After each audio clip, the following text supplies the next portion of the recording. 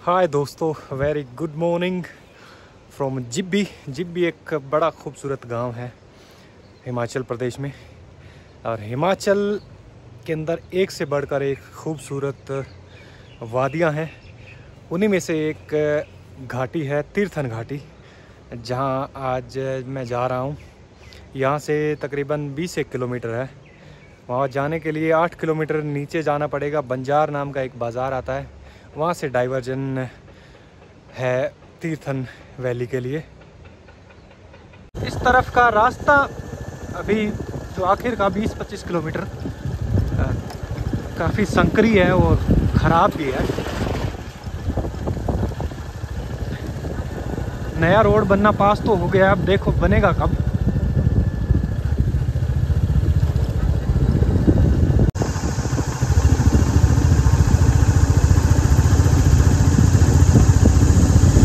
बंजार से 10-12 किलोमीटर तीर्थन नदी के साथ साथ अंदर आने के बाद समझो तीर्थन वैली का एरिया शुरू हो जाता है।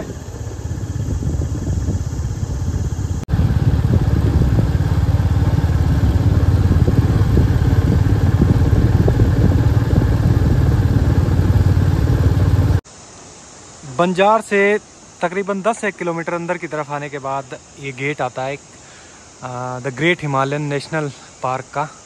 अब यहाँ से आगे इस तरफ जो तीर्थन वैली का काफ़ी एरिया इसी नेशनल पार्क के अंदर पड़ता है। यहाँ ऑफिस है मेन मेरे ख्याल में। अंदर थोड़ी बहुत ट्रैकिंग भी होती है। चलते हैं, देखते हैं, कुछ पता करते हैं अंदर। ये असल में the great Himalayan national park का एक रेप्लिका है, मतलब उसकी कॉपी है। 2-1 किलोमीटर का ये एरिया बनाया गया है, जिसमें इस तरफ कुछ एक सीढ़ियाँ हैं, पैदल ट्रैक है 1 किलोमीटर का, थोड़ा जंगल में पिकनिक वॉक घूमने के लिए। यहाँ टिकट काउंटर है, बच्चों की 10 रुपये, एडल्ट की 20 रुपये टिकट लगती है। तो थोड़ा जंगल में सैर वैर करना हो तो।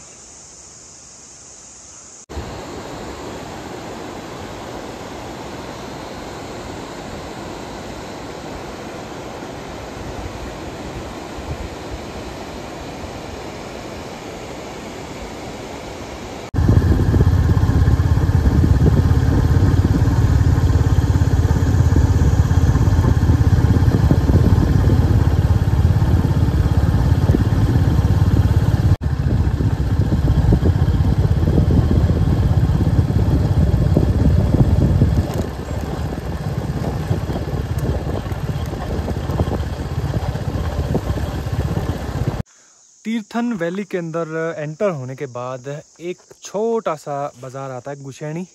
वहाँ से 2-3 अलग अलग रास्ते डाइवर्ट होते हैं, गाँवों में ही जाते हैं वो। तो इस तरफ ऊपर एक पहाड़ पे चढ़ने के बाद ना एक गांव आता है शारची। 1-2 गांव छोटे छोटे और भी आसपास। वो सबसे खूबसूरत एरिया है पूरी तीर्थन वैली का। उसी तरफ मैं निकला। रास्ता इधर भी वैसा ही है, पतला कच्चा टूटा फूटा। पर जैसे जैसे मैं ऊपर आया हूँ अभी, एकदम पूरा घना देवदार का जंगल है। और यहाँ आके ऐसे लगा कि यहीं बैठ जाओ। तो ये जंगल दिखाते हैं आपको पहले। ये देखो, ये पतली सी सड़क है, बीच बीच में थोड़ी सड़क आ जाती है, पर वो भी टूटी फूटी जैसी रहती है। और ये है बेहद मनमोहक शांत घना जंगल। रोड के दोनों तरफ खूब ऊंचे विशालकाय देवदार के दरख्तों से भरा हुआ।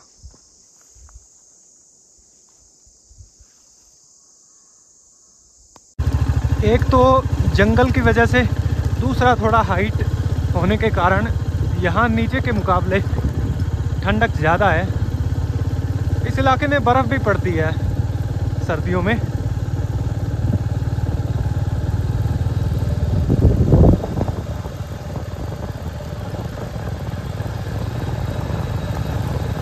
नीचे रास्ता टूटा फूटा था, धूल मिट्टी उड़ रही थी।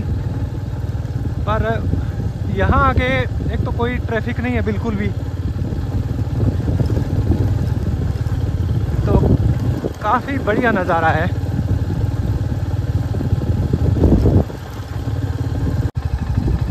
इस साइड शर्ची वाला एरिया तीर्थन वैली का सबसे ऊपर और रिमोट एरिया है।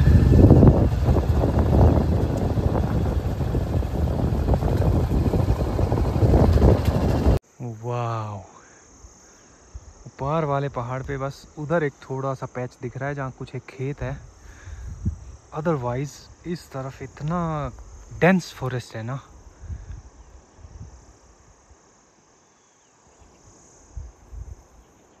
ये पूरा इलाका इस तरफ the great Himalayan national park में पड़ता है। यहाँ भी कुछ एक मकान है, बीच बीच में खेत हैं। ये पहुंच गए हम शर्ची गांव। तकरीबन 1 बजने वाला है, भूख लगी है, पहले करते हैं लंच। यहाँ पे एक छोटा सा ढाबा है ये, इसमें राजमा चावल, कड़ी चावल, चाय वाय मिल जाता है। तो कड़ी खाते हैं, फिर गांव घूमेंगे।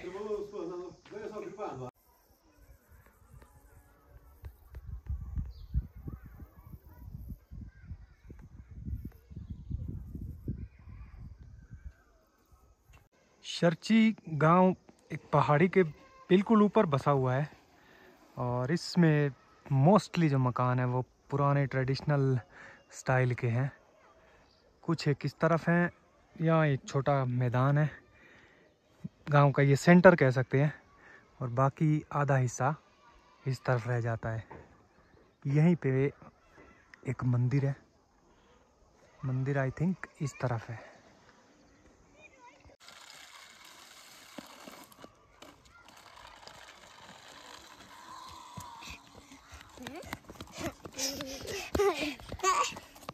गाड़ी एक के पास बाइक है, कहाँ जा रही लेके? उधर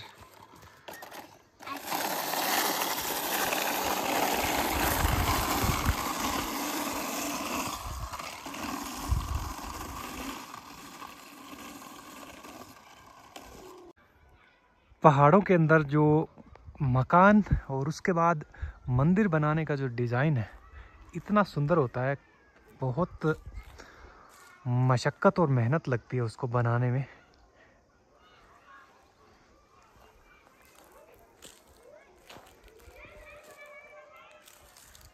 ये वाला देखो आप, बिल्कुल सिंपल है मगर फिर भी काफ़ी ज़्यादा इसके अंदर कारीगरी की गई है। जय माँ गाड़ा दुर्गा का मंदिर है ये, और इस तरफ ये थोड़ा पहले का बनाया हुआ है। मकान भी देखो कितना सुंदर तरीके से, पत्थर, लक्कड़, मिट्टी, और फिर ऊपर वाले जो पोर्शन है उनकी बालकनी के बाहर जो शीशे वाली खिड़कियाँ, हरा रंग, पहाड़ों में हरियाली का संकेत। और यहाँ पे ये बेल देखो, बेल के ऊपर खूब मोटे मोटे ये सब्जियां लगी है। क्या बोलते हैं इसको, मेरे को तो पेठे जैसी लग रही है। उधर भी एक, वहाँ पे खूब मोटे मोटे लग रखे हैं। इन दिनों यहाँ पर भी घास की कटाई और स्टोरिंग का काम चल रहा है। और यहाँ एक दिलचस्प चीज़ दिखी है, जैसे कि सेंज वैली में गया था जब मैं, शानगढ़ और उधर वाले गांव में, वहाँ पे भी जो घर का नीचे वाला पोर्शन होता है पशुओं का, उसके साइड में ये जो आप छोटा सा झरोखा देख रहे हैं जिसमें मक्खियाँ आ जा रही है, ये असल में यहाँ पे शहद बनाने का एक मेथड है, काफ़ी पुराना। इसके अंदर एक पोर्शन है जो बंद करके रखा हुआ है सिर्फ मक्खियों के लिए, और मक्खियाँ इसके अंदर रहती हैं और शहद जब बन जाता है फिर ये निकालते हैं।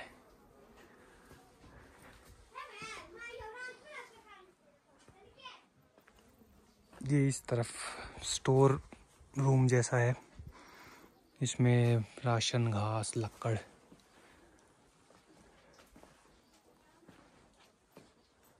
गांव में कम ही लोग दिख रहे हैं क्योंकि वो इस टाइम पे घास की कटाई के लिए गए हुए हैं खेत जंगलों में। इधर जनाब आ रहे हैं एक। नमस्ते। ठीक हो? ठीक। क्या बना रहे? कुछ नहीं, कटाई चल रही है आजकल। घास काट रहे हैं, कुछ काम कर रहे हैं यहाँ। अच्छा, घास कहाँ? जंगल में के खेत में? खेत में। अच्छा अच्छा। यहाँ ये एक पारंपरिक स्टाइल का मकान है और यहाँ एक नया इसके ठीक सामने बन रहा है। तो यहाँ से थोड़ा आपको दिखाते हैं अंदाज़ा कि क्या क्या यूज़ होता है। यहाँ ये भाई साहब ने बताया कि पुराने वाला जो मकान है उसके जो कोने वगैरह है, पिलर वगैरह सारे ज़्यादातर लक्कड़ और पत्थर ही इस्तेमाल होता था। नए वालों में अब जो कॉर्नर है उस पे थोड़ी थोड़ी ईंट लगती है, बीम जो है वो सीमेंट वाले लगते हैं। अदरवाइज दीवार का ज़्यादातर काम है अभी भी पत्थर, और दरवाजे जो हैं वो लक्कड़ के ही बनते हैं। घास इकट्ठा करने के लिए, स्टोर के लिए भी एक अलग कमरा होता है। इसके अंदर जो ऊपर वाला एरिया है उसमें घास स्टोर करते हैं, नीचे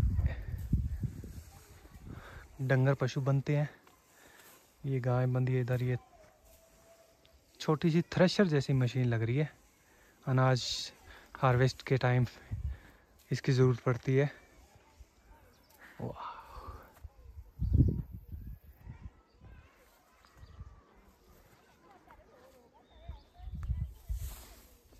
इस तरफ एक चाची जी घास जो सूख गया है उसको बांध बांध के छोटे छोटे गट्ठे से बना रहे हैं उसके।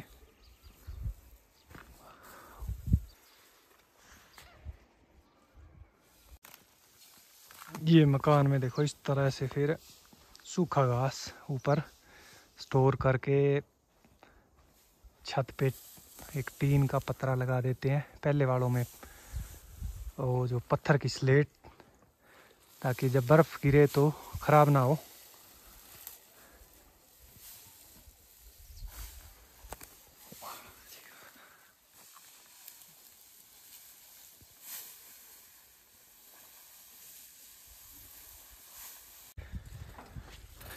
गांव में छोटी छोटी पतली पतली गलियां होती है। अब तो ये नीचे टाइल लगा के पक्की हो गई है। बारिश वारिश होती है तो थोड़ा फिसलन का डर नहीं रहता। ये नीचे वाले में अपना गाय बांधते, नीचे वाले में गाय होती है, ऊपर घास। Very good.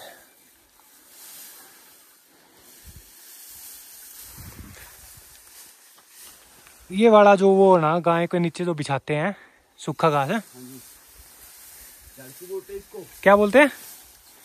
झाड़कू। झाड़कू। झाड़कू।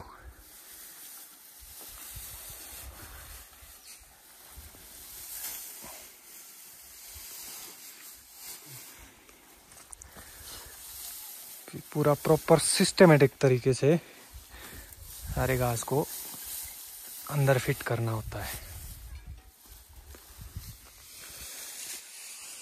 ये इस तरफ भी सारे पहले थोड़ा सुखा के फिर डालते ना, पूरा सूखना चाहिए भैया, नहीं तो खराब हो जाता है। सड़ जाएगा ये। हाँ, सड़ने का डर रहता है ना।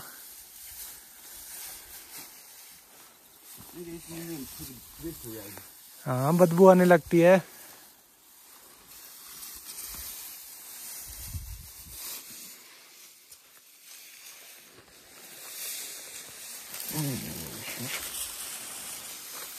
ये तकरीबन आप 3-4 महीने का स्टोर करते होगे? 6 महीने का है भैया। 6 महीने। अक्टूबर से लगाओ मार्च तक ना? अप्रैल तक चला रहेगा। मार्च अप्रैल।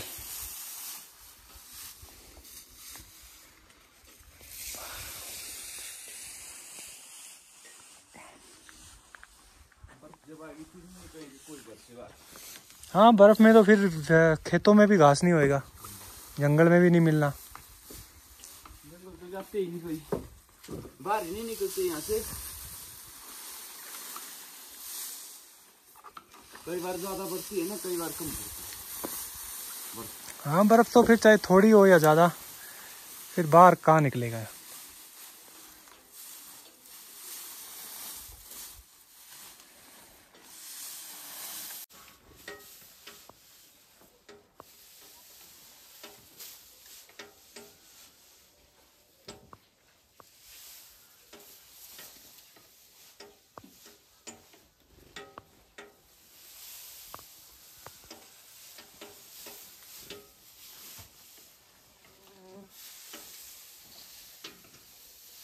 ये गांव जिस लोकेशन पे बसा हुआ है वो इसको और ज़्यादा खूबसूरत बनाती है। ये सामने आप देख सकते हैं बिल्कुल छोटा सा गांव है और यहाँ से ठीक सामने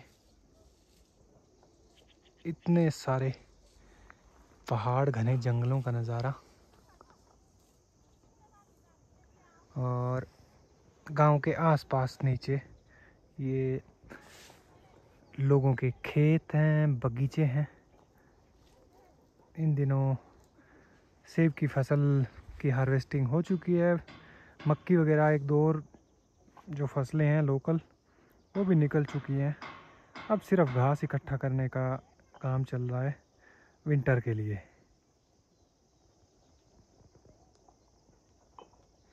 और गांव से थोड़ा ऊपर मेरे को ढाबे वाले भाई ने बताया कि एक मीडो है, खुला घास का मैदान, उसके लिए थोड़ा सा ट्रैक पड़ता है। तो यहाँ से थोड़ा आगे जाके वो ट्रैक शुरू होगा। मीडो के रास्ते में ऊपर एक छोटा सा गांव और पड़ता है। उस गांव में जनाब खेत जोत रहे हैं। ये या तो खाली छोड़ेंगे जोत के। लक्कड़ का हाल है पूरा का पूरा।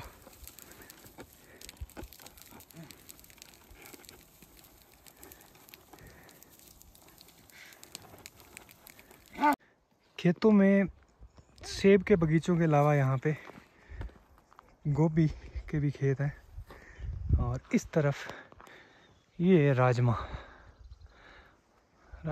इसमें भी थोड़ा सा टाइम लगेगा मेरे ख्याल में, अभी पका नहीं है।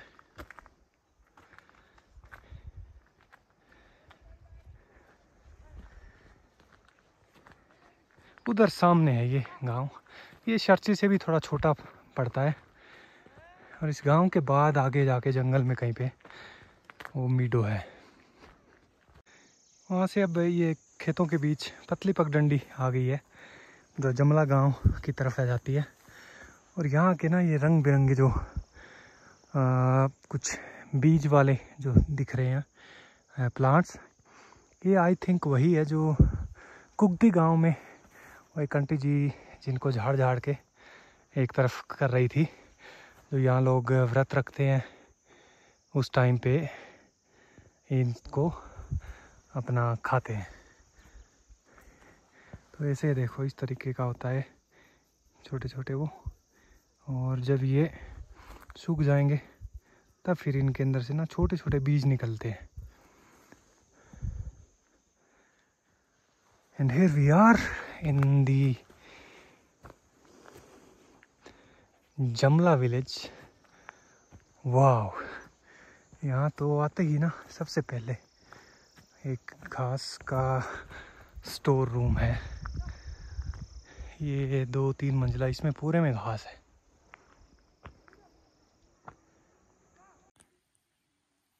ये गांव शर्ची से भी थोड़ा और हाइट पे और खुला खुला है। फैले हुए बगीचे हैं, बगीचों के बीच बीच में कहीं 2 मकान हैं, कहीं पे 3, कहीं कहीं पे एक सिंगल है, पर ज़्यादा डिस्टेंस भी नहीं है घरों के बीच में। ये एक ही पतली सी गली है, इसके दोनों तरफ ये गांव जो बसा हुआ है। वाह, लुक एट दिस हाउस। इसकी भी आई थिंक वो वैसी ही है जो ऊपर वाले पोर्शन है, जो पिछले गांव में जो था ना, वहाँ बालकनी वाले जो खिड़कियाँ थी शीशे लगा के और ऊपर हरा रंग किया हुआ था। ये पूजा करने का एक स्थान है।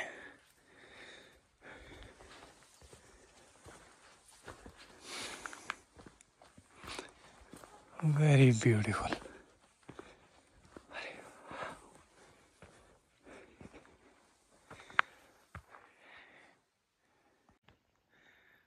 इतनी ज़्यादा शांति है, कोई कोई आवाज़ बीच में सुनाई देती है। गांव के लोग अगर आपस में कहीं बात करते दिख जाएं, ये फिर वही।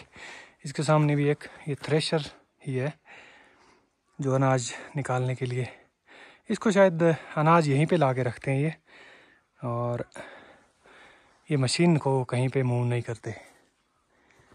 Note, don't touch private property.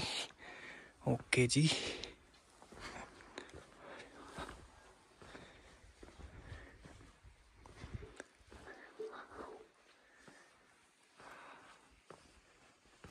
गांव से थोड़ा ऊपर की तरफ खुला सा एरिया है, जिसमें है सीढ़ी नुमा एक मीडो कह सकते हैं।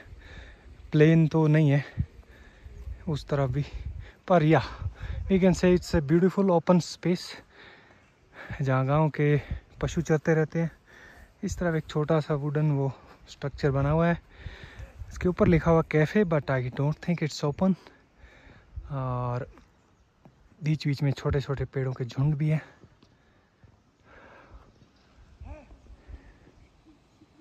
वहाँ नीचे उस घास के मैदान में कुछ लोग बैठे हुए देखे मैंने, ज़्यादा नहीं है, 5-7 एक थे।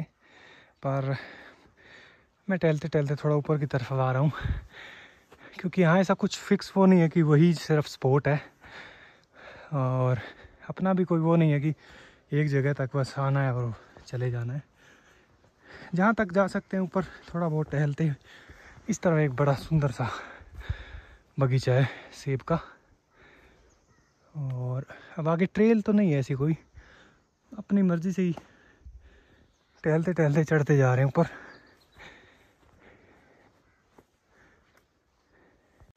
मैं सोचे बैठा था कि वही है जो है छोटा मोटा घास का मैदान जो था, but I was wrong.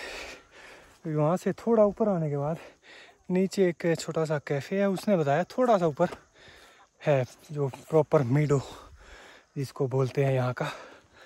So let me show you. ये नीचे कैफ़े है, वो सामने का नज़ारा है, एंड दिस इज़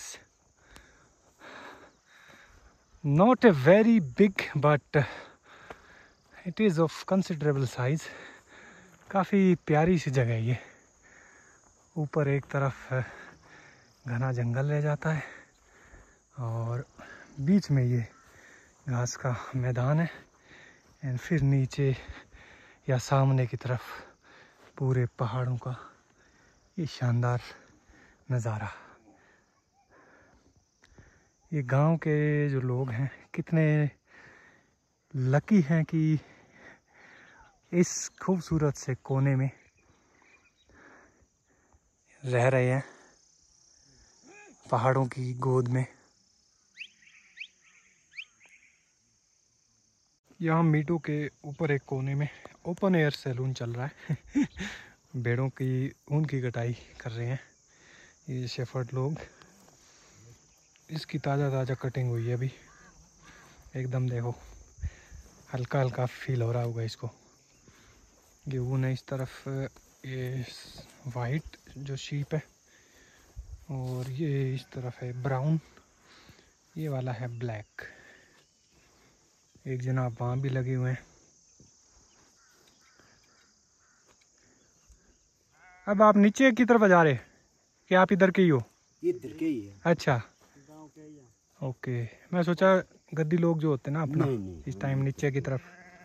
हम लोकली है। अच्छा, लोकल, चलो बढ़िया। ये तो आपके बढ़िया मज़े हैं। ऊपर ले गए थे उस चौक से वापस आ गई। अच्छा, वहाँ तक चराने गए थे? लामरी। क्या बोलते हैं इसको? लामरी? लामरी से वापस आ गई। अच्छा, ये लामरी? ये है लामरी तो। अरे यहाँ से तो मैं गया हुआ हूँ थोड़े दिन पहले। ये है लामरी। वाह, जी कोई नहीं पालता।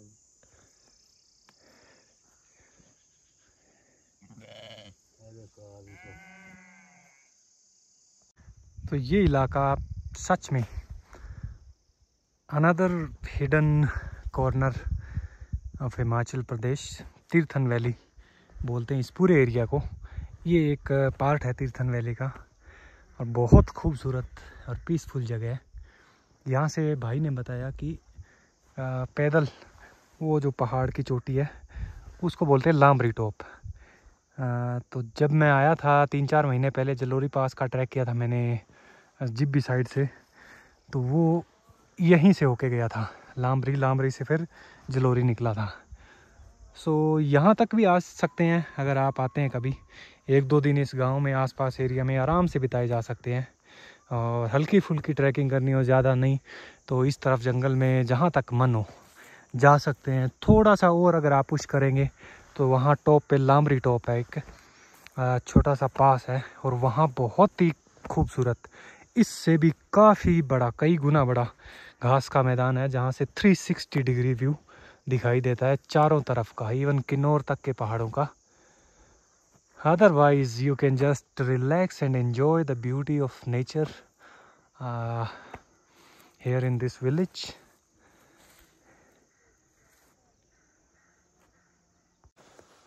So that's it from the beautiful Tirthan valley. मुझे लगा नहीं था कि इतना खूबसूरत इलाका मिलेगा ऊपर जाके। आई थॉट कि दरिया के किनारे किनारे पीछे नीचे तक मैं आया हुआ था, गुशैनी तक पहले, और वहाँ तक ठीक ठाक था कि नदी के आसपास कोई होटल कैफ़े बने हुए थे।